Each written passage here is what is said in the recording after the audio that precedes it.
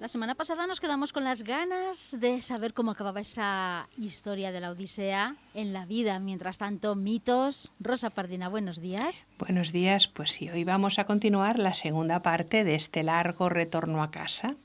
En el episodio anterior habíamos dejado a Ulises a punto de abandonar a Circe para volver a casa, pero siguiendo los consejos de la hechicera, convenció a sus hombres de bajar primero al inframundo y consultar su destino al adivino Tiresias.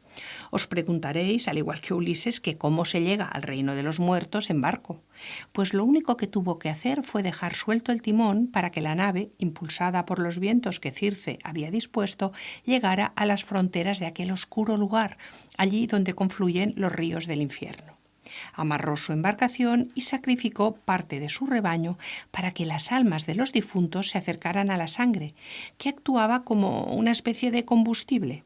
Al beberla, los espíritus recuperaban la memoria y la conciencia durante el tiempo que permanecía en su interior. Después volvían a ser sombras errantes. Tiresias no tardó en aparecer y predijo su futuro.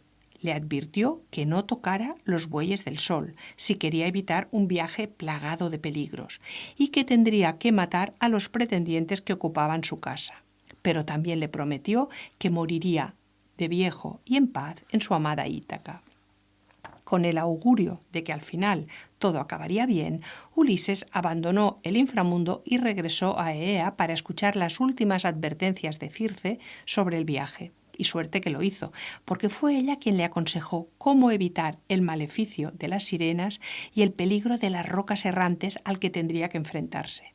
Por fin se despidió de la hechicera, una aliada sin la cual probablemente el héroe jamás hubiera regresado a casa. El primer gran peligro no tardó en salir a su encuentro: el canto de las sirenas. Aquellas criaturas no eran las dulces figuras de los cuentos de hadas, eran monstruos con cuerpo de ave y rostro de mujer, cuyo canto enloquecía a los marineros hasta hacerlos naufragar. Siguiendo el consejo de Circe, Ulises tapó los oídos de sus hombres con cera para que no escucharan nada. Pero él, devorado por la curiosidad, pidió que lo amarraran fuertemente al mástil del barco. Cuando la nave estuvo cerca, las sirenas empezaron a entonar su melodía. Vamos, famoso Odiseo, ven aquí y haz detener tu nave para que puedas oír bien la dulce voz de nuestras bocas. Nosotras sabemos todo lo que sucede en la tierra. Ven a oír nuestra voz. Ulises no pudo evitar el deseo de escucharlas de cerca y suplicó a gritos que lo soltaran, pero sus fieles marineros solo apretaron más las cuerdas hasta que el peligro pasó de largo. No se puede negar la astucia de Ulises, pero el héroe era un hombre al fin y al cabo, y como habréis podido comprobar, la curiosidad y la arrogancia estuvieron varias veces a punto de acabar con él. Cuando se alejaron por fin de las sirenas, desataron a Ulises y se quitaron la cera de los oídos. Y entonces empezaron a ver un vapor que salía del mar, acompañado de un gran oleaje y de un estruendo terrorífico. Se acercaban a un estrecho canal de agua custodiado por dos seres monstruosos que destruían cualquier nave que intentara pasar por él. En la pared izquierda, escondida en una cueva oscura y profunda, acechaba Escila. En sus tiempos había sido una preciosa ninfa, pero un embrujo de Circe la había convertido en un monstruo con 6 cuellos larguísimos como tentáculos o como serpientes. Al final de cada cuello había una cabeza de perro con 3 hileras de dientes afilados. Las aguas calmadas que bañaban la roca eran una trampa. Cuando un barco pasaba rozando, Escila solo tenía que estirar sus larguísimos cuellos para atrapar con sus fauces a los marineros de la cubierta y devorarlos. En la pared derecha, Caribdis, un terrible remolino de agua oculto bajo las olas. 3 veces al día tragaba enormes cantidades de agua de mar, engullendo todo lo que flotaba a su alrededor, ya fueran barcos, hombres o peces. Y otras 3 veces al día escupía agua hirviendo, creando un torbellino devastador. Era un callejón sin salida donde no importaba el peligro que esquivaras, porque en cualquier caso ibas a sufrir un daño irreparable. Lo que hoy en día decimos estar entre la espada y la pared, en el mundo clásico sería estar entre Escila y Caribdis.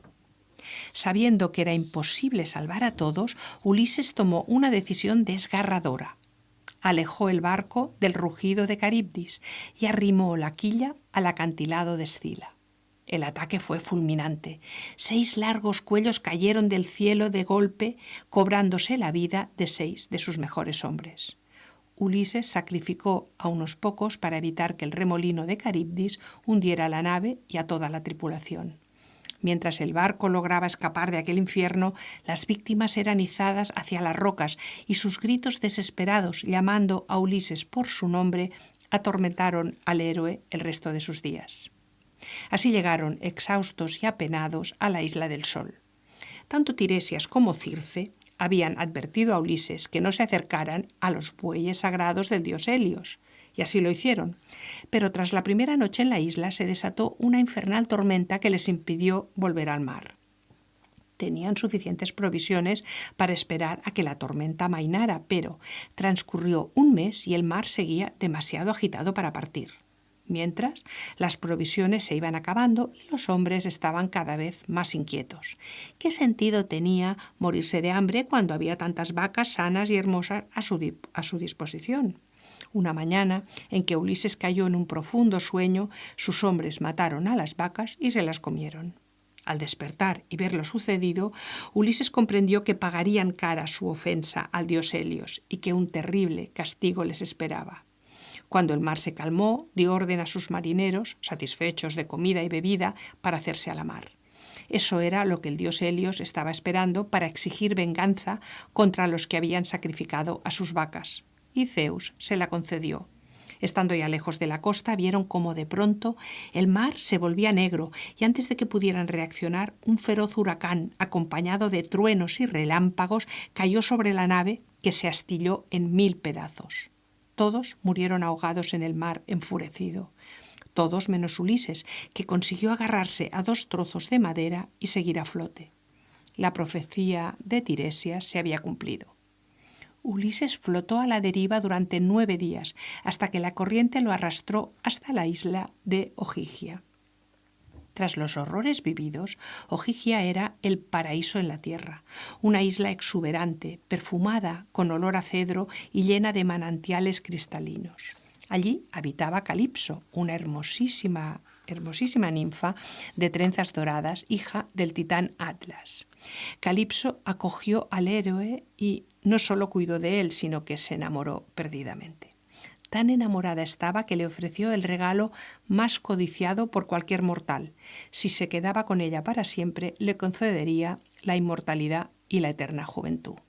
Cualquiera hubiera aceptado, pero para Ulises aquel paraíso no era más que una jaula de oro. Pasó 7 largos años en la isla.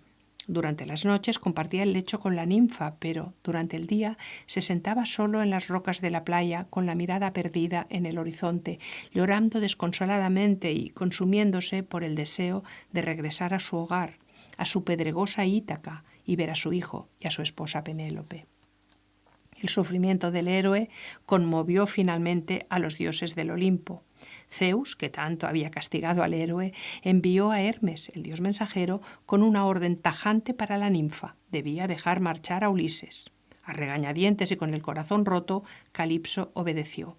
Le entregó herramientas para construir una balsa, provisiones para el viaje y le deseó buena suerte.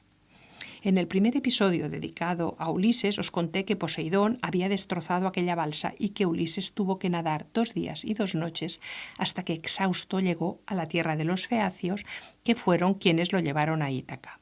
Ahora que conocemos las aventuras completas del héroe, es fácil comprender que el motivo de tan encarnizado odio nació del encontronazo entre Ulises y el cíclope Polifemo. Al cegar al cíclope, Ulises no solo hirió al hijo del dios del mar, sino que, devorado por la arrogancia, le gritó su verdadero nombre desde el barco para reclamar la autoría de la hazaña. Esa vanidad fue su sentencia. El cíclope solo tuvo que invocar a su padre y darle el nombre de su agresor para que Poseidón convirtiera el Mediterráneo en el peor de los infiernos. Solo la fortaleza de Ulises lo mantuvo con vida hasta llegar a la costa feacia y de allí a su querida Ítaca. El largo retorno había terminado. el héroe astuto, el hombre que desafió a monstruos, dioses y sirenas, volvió por fin a pisar la tierra de sus antepasados. La historia de cómo recuperó su trono, a su esposa y a su hijo, ya la conocéis. A partir de aquel momento, Ulises volvió a ser el rey tranquilo que cultiva sus tierras y cuida de sus súbditos, aunque, conociendo su forma de ser, resulte difícil de creer.